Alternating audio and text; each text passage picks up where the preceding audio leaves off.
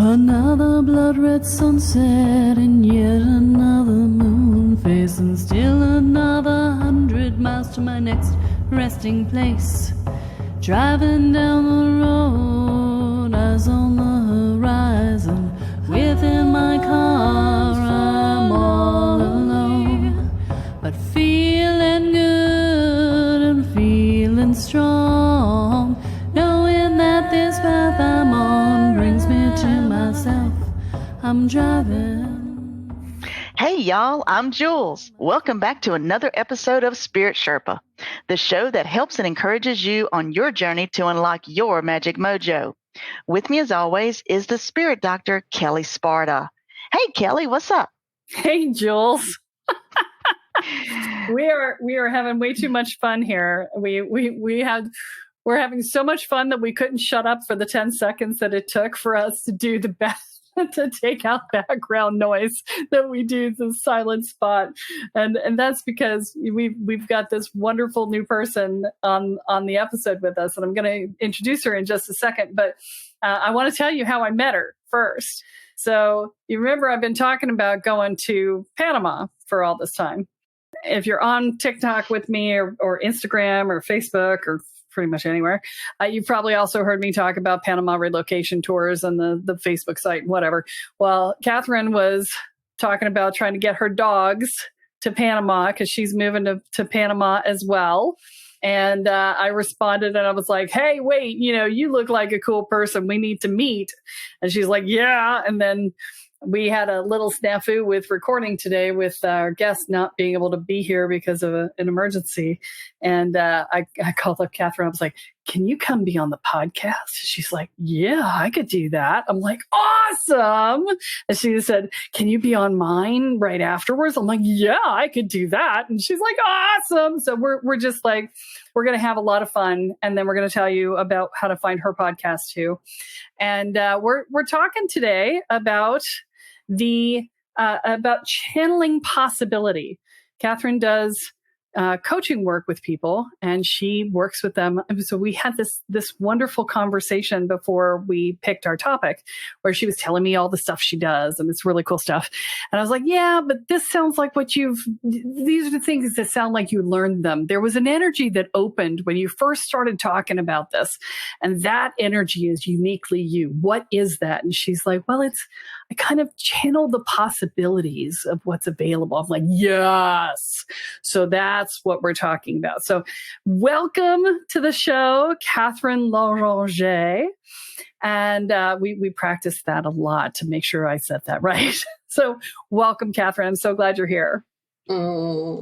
Kelly, oh my God, thank you so much. I am so freaking beyond excited to be in conversation with you and your community. And I just love how, and you probably talk about this, that when you decide that something's going to happen in your life, the universe is like, okay, I'm going to clear the way for you. So we were chatting on the weekend. We're like, hey, we should guest on each other's podcasts. And then the universe is like, boom, Monday, here you go. You literally don't have to do anything. I've got you. That's true. We were texting back and forth all day on Sunday. It was like an hour and a half or something that we were texting. And then boom, it just opened up out of the blue. And you happened to be available, which was also stunning. So, you put those two things together and it's just like, yeah. Yeah. That's how it happens. It does. So, there's so much that we can talk about. But you said things just open up, and it triggered me. And we will talk about the channeling possibility piece. But, we were talking about just sort of being with what shows up, right? And when you said that, I exchange readings with a friend of mine once a month.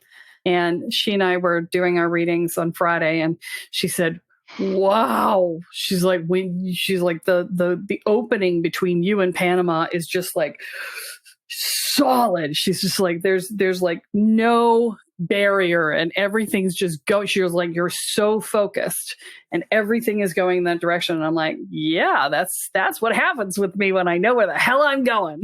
Like, so my biggest problem is if I don't know where I'm going, right? If I'm not clear on what the goal is, then I get a little stuck in the mud. But if I know where I'm going, I am all over it. And so there's this piece that just showed up when you said that, when the universe opens up for you, right? And I just wanted to talk about that for a minute, because we've all experienced it at some point, right? And I know you probably have some good stories. Do you have something you'd like to share about how the universe opened for you at some point? I have so many stories, Kelly. I love this topic. And, this is for people, I know this is on audio, so you can't see what I'm doing here, but just imagine that here's you. You're like living your life and you're coming up to the edge of making a decision, or you're coming up to the edge of like taking that step over whatever that invisible boundary is for you. And you like walk up to it and then you freak yourself out and you back off, or you like walk up to it and somebody says something, you're like, oh, like they might be right, I should back off. Like you walk up to that, and all along the universe is literally on the other side of that invisible boundary, just like waiting, like, is she going to go? Is she going to go? Is this the time? Is this the time? And then you back off. It's like, right? And then you like come up again, and the universe is like, okay, ready, guys, ready? We're ready to go here. And then you back off again. Like the universe is literally just waiting on the other side of that invisible line to just get things moving in your direction, to have all of those out of the blue things come, the synchronicities, the magic, all of it. It's literally right there, just waiting for you. That's so true. I have found that to be the case. And, I want to speak to that intention setting piece, right? Because you will always have naysayers. I mean, my husband's mother has been really concerned about us leaving the country, and, God forbid something happens to me, and then what is he going to do? And he's, how is he going to get home, and blah, blah, blah, blah. It's like all this stuff. But, it's just, she's never been there. She doesn't know what it's about, and it scares her, right? And that is always the case. If somebody's going to naysay you, it is because you scare them with what you're doing, or you threaten them with what you're doing, one or the other, right? And it is those are the people who are going to say, oh no, this is a bad idea, right? And when you listen to fear and anger, manipulation, whatever, then you end up living your life that way, right? And so you want to make sure that you're listening to your own self. Do I have fears about moving to Panama? Yeah. I might hate it. Maybe I won't like the weather. Maybe I'll not like really, it's mostly about the weather. Maybe you'll meet weirdos there like me. Yeah, that could be the case. I'm not as concerned about that, honestly. I always find not always. I didn't really find my tribe here in Richmond, but I also only got out for like about 9 months before everything went to hell in a handbasket. So out of the 3 years we've been here. So, but the people are not usually my scary point. What's your scary point for Panama, Katherine? I have the fears that run, right? And fear is like for anybody who is stepping into creating a life on purpose, who is stepping into doing something different for themselves, who's stepping into that more authentic living, that aligned living, fear is going to be there. It just is. So if you're afraid, that's actually a good sign. It means that you're on the edge of your comfort zone. It doesn't mean that there's like, oh my God, it's a sign, something bad's going to happen. Just knowing that fear is there, it's part of the process. So for me, one of the things that's a little bit different, maybe not different, but just one of the elements is that my husband works in Madagascar. And I'm a coach, so I'm working in the online space. So I'm going to literally be there by myself for most of the time, right? And so I notice in my mind, there can be sometimes a story that I'm running about that, right? Like, look at me go, or what might happen, right? I'm all by myself. But that's not true. That's not true. You'll have us. I know. And like, I grew up on most of my life spent on Vancouver Island. I moved from Vancouver Island to Alberta. And let me tell you, that felt like a cultural shock. Have met some amazing people here, and some of the things that are really important to me, I'm not finding as much as. So I feel like I moved to Alberta, like I'm on the planet, right? So my edge would be, well, I speak the language, so I'm okay. Or I'm still in Canada, I'm okay. But now I'm like, oh, I'm still on planet Earth, like I'm okay. Right. But, and I will say that one of the reasons why we picked Bukete is that it has such a large expat community. And I'm presuming that I'll have the ability to speak English sometimes with people. My husband and I he speaks more Spanish than I do, but I used to be fluent 35 years ago. It's been a long time, but,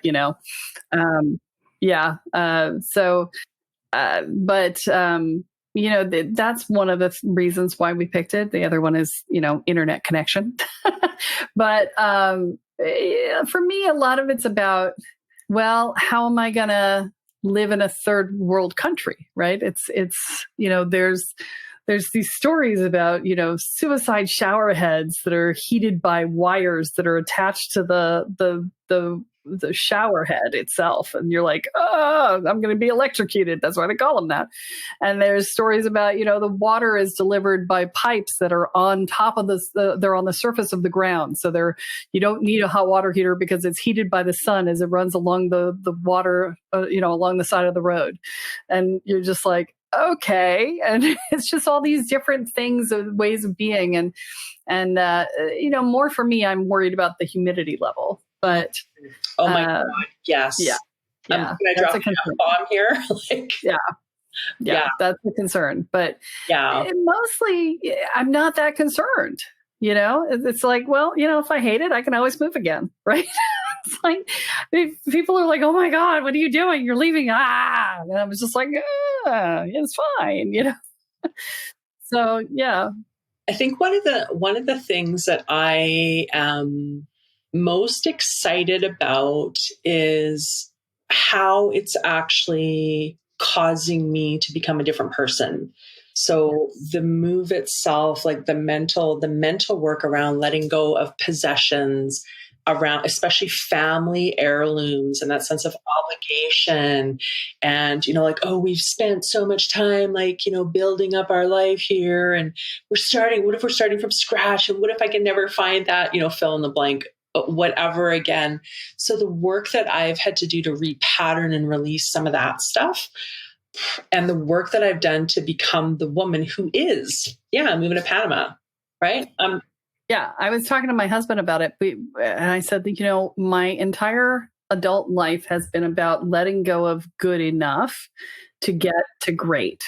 And each time my good enough is higher, right? And I, in the last 9 months, ordered my 25-year lifelong dream of having a hot tub in my own yard. And I just got it delivered in January, and here it is, May, and I'm freaking leaving. And I had a moment of going, okay, am I sabotaging my success by leaving?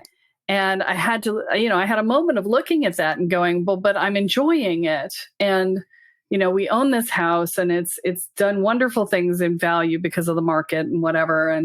And I'm like, no, I'm not sabotaging it. I achieved my goal. Yes, I will miss my hot tub, but I can always put one in down there, right? And now I'm able to. I really feel like this is kind of the height of the market right now. And so now I'm able to take my money and run at the height of the market, right? And move out of the country where I'm not paying on the other end. Because right now, if you're buying locally, you're just going to pay it on the other end, right? And, it's just, and I'm not buying right away. I'm going to rent because they tell you to, and I listen to good advice. Right. That's why it's there. Right. Exactly. And, it's just going to be this grand adventure. We're taking it as an opportunity to travel to South America and to see all the places that we wouldn't have gotten to had we stayed north of the equator. Right. Mm-hmm. And then, eventually we'll get over to Europe and do trips there as well. But it's a jumping off point. Right. Yeah. Yeah. It is that invisible boundary, right? It's crossing that invisible boundary of your capacity, your capability, your confidence, of what you know yourself able to do, right? It's if I can do this, I can do anything. And that's really kind of coming back to our title today. It's really kind of channeling possibility, right? I mean, I'm looking at the two of us, and you and I God help the people who are around us, because I carry the energy of change and you channel possibility. Between the two of us, they're going to be like, poof. You're going to have heads exploding everywhere, right? Jules is miming that hers is exploding now. So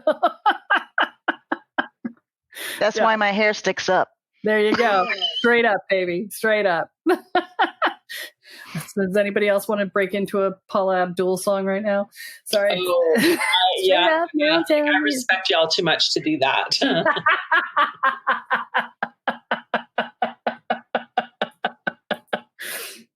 So where'd you get the y'all?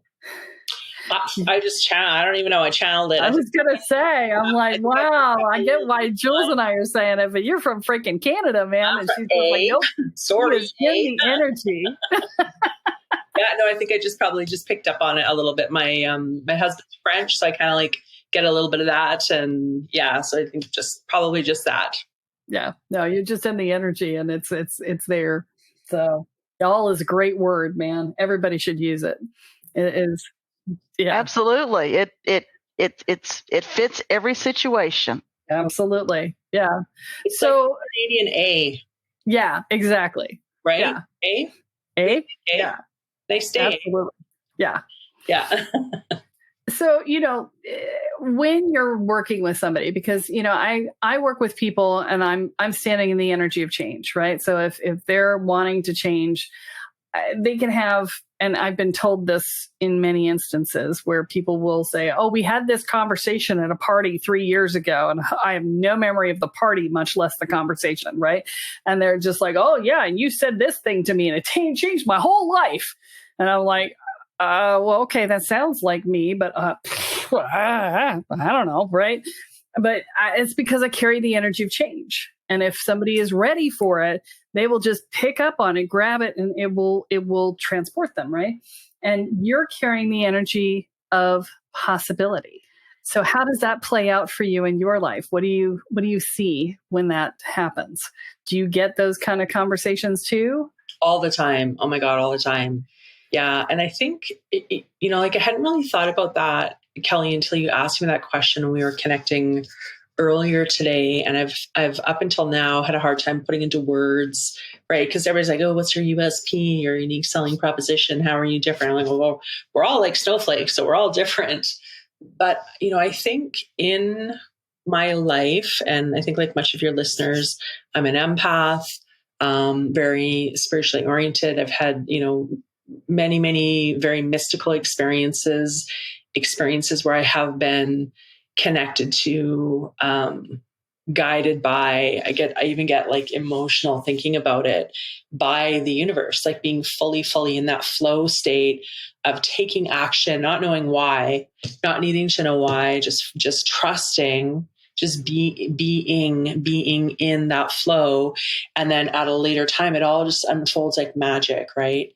It's just like there's this greater knowing, there's this greater wisdom, and in this wisdom, like literally every freaking thing you could imagine already exists for you. And so, I think for me, because I have lived in connection with that, and I've also been in the dark, right? I've been on my own journey. I've done the work, and I believe that the deeper we go within, the greater we can go without. And so I can hold that energy of believing for the people I work with. So this like rock solid resonance field that they step into. And that's what happens, right? When you're working in a container with a person or a group that's really powerful, and you've got that person who knows, who's solid, they're solid, you then start to ground to them. You start to actually sync up your energy field, your nervous system. I mean, that's what babies and moms do when they're born, right? That's what the quantum entanglement is where you can actually, and unified field, where you can have things syncing up at unfathomable distances. And so for me, when I can hold that energy and that believing, that possibility, like that knowing, like I know with every fiber of my being in this lifetime and every lifetime I've lived, hundreds of them, every lifetime to come. I'm actually getting pretty close, and 500 years out, I'm no longer on this physical plane, but I know that it is possible. And I know that your dream for your life, your yearnings, your heart's desire, that is life's idea for you. That is life's idea for you, right? You have a soul print, just like everyone has a thumbprint that's unique. A snowflake is unique. Your soul print is unique. And no one else can live the life that you are here to live. And so to hold that strong belief, that knowing, that possibility, thinking, people, like, they borrow that, they connect to that, and then they start to dream bigger for themselves.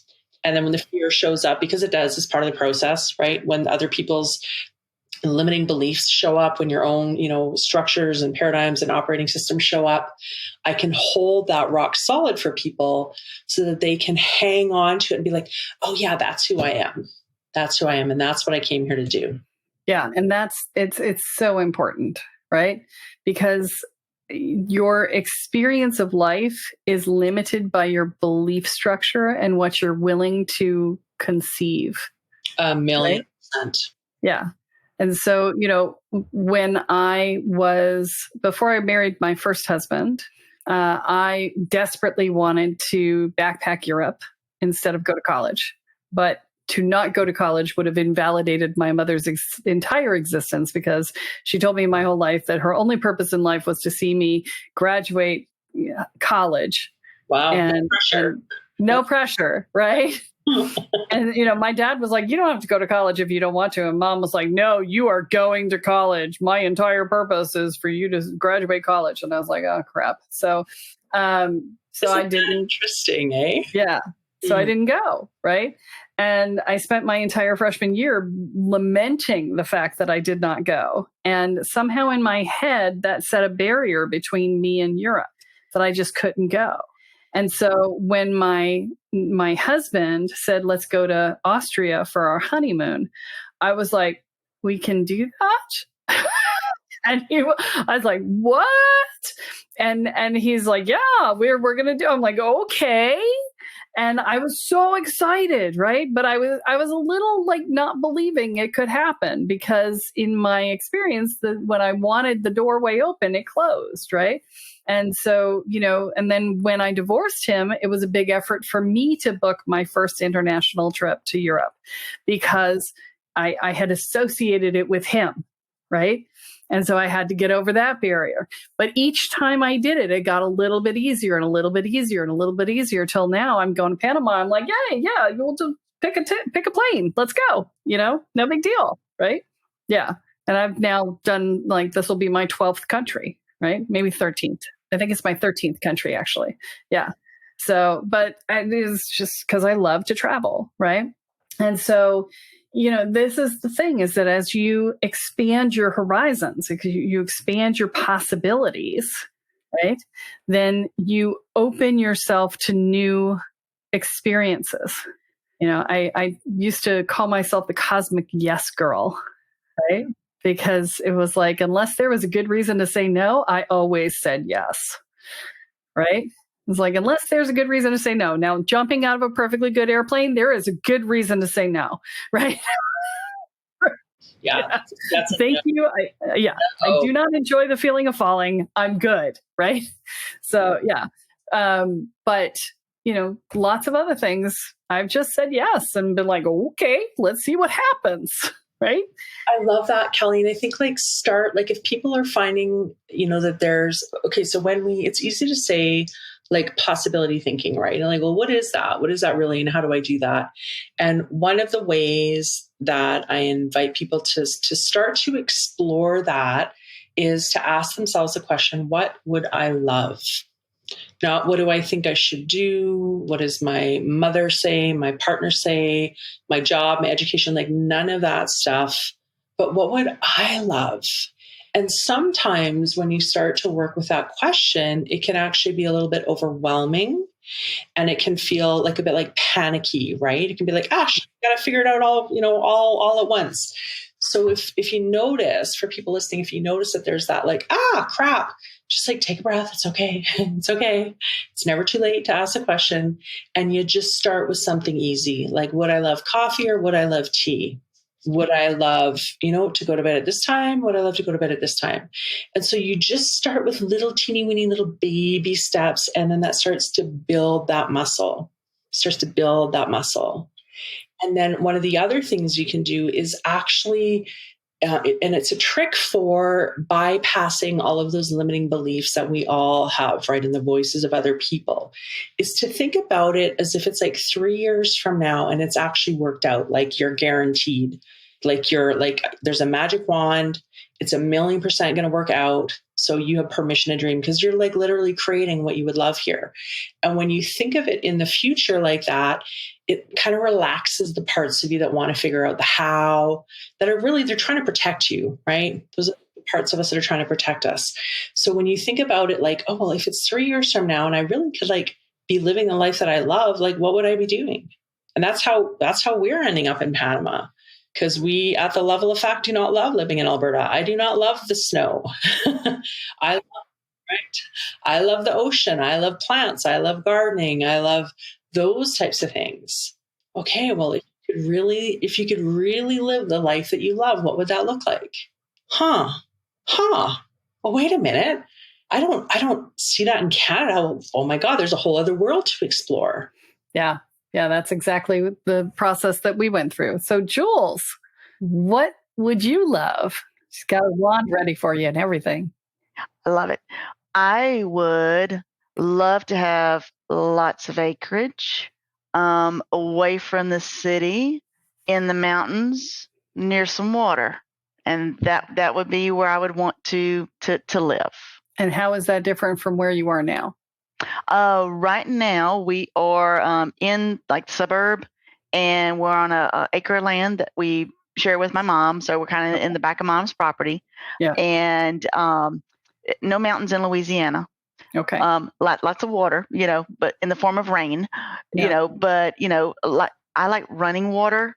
Bonus if there's a waterfall. So sounds like you need to come to Panama. Yeah, I was gonna say, it's I know you were not talking out of the about question. Montana, but Yeah, it sounds like Panama or Hawaii, or Alberta. Yeah, we got you don't mind the cold. Yeah. So and as y'all were talking, what was coming to my mind was, don't be afraid to dream in HD, or whatever the clearest picture is, right? Yeah. And that fear may be part of the journey, but it also serves a purpose in that we also learn how to overcome that fear. Yes. And we have courage, and the more you exercise that muscle, the better you're going to get at it, which actually was a lesson from Inner Peace 101 that I remember. I'm just saying, because you know what I did for that exercise? What's that? Because I'm scared to death of heights. Oh. So I got out a ladder, and my husband was at the foot, on the ground just to catch me in case I fell. But I climbed up the ladder on top of a big white trailer that we have, and I stood on the top of it. I did it all by myself. And then he's like, okay, now you got to come down. I'm like, oh, shit. Because that was another fear of me slipping and falling. Right. So, but that's what I did for that exercise. Look at you. Dreaming in HD. That's it. I think that's the Kellyism. I think you just did the Kellyism for the episode. Dream in HD. And Katherine, quick question for you. When you're channeling possibilities, is it true that it's as we hear the phrase endless possibilities. Is that true? Yeah, that we can embrace that and not be scared of it. 1,000,000,000%, right? And when you really start to activate your mental faculty of the imagination in service of yourself, right? So often we use it to terrorize ourselves, like what could go wrong and how could I fail and all of that stuff. But to actually use that mental faculty in service, it starts to like bubble up, right? It starts to bubble up and there's this feeling in you of joy and aliveness and, oh, what about this? And what about that? And what about this? And the more that you engage with that, the more clarity you get, like, and love that the HT factor is so, so important. The more clarity you get, and then the more connected you are and the more drawn you are. And then as you're drawn, you start to take steps. And that's what helps to bring it into physical manifestation. Remember, kids, dream in HD. That's the Kellyism for the day. There you go. All right. Katherine, how do they find you? Well, I mean, you can all come on down to Panama in September and we could like hang out and, have some coffee and stuff, or social media. So Catalyst Coaching, Catalyst with a K, like Katherine with a K.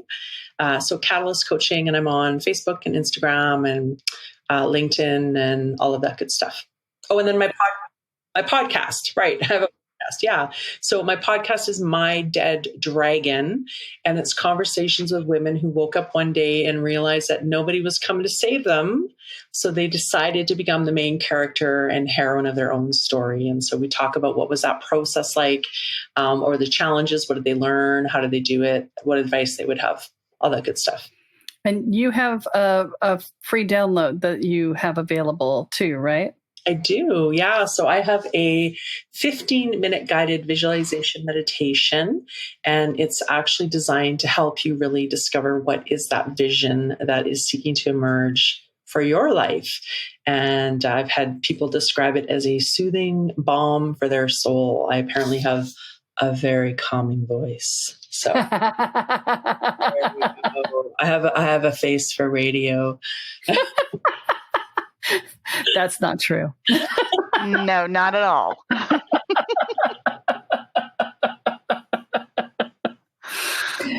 All right. Well, this has been great. Thank you so much for coming on the show. Thank you for coming on last second. I really appreciate you talking to the crazy lady online who came up out of the blue and was like, hey, let's chat. Or divine timing. There you go. So awesome. So that'll be it then. I'm going to take us out there, Jewel. Absolutely. And as always, we will include all of Katherine's information in the show notes so our audience members can find you without a problem. All right. So kids, that's all that we have for this week. Tune in next time when Kelly adds another chapter into your guide to energy, magic, and the spirit world. I'm Jules, here with Kelly Sparta and our wonderful guest, Katherine, and you have been listening to Spirit Sherpa. So long, everyone. Bye. Bye. Driving down the road, eyes on the horizon. Within my car, I'm all alone, but feeling good and feeling strong, knowing that this path I'm on brings me to myself. I'm driving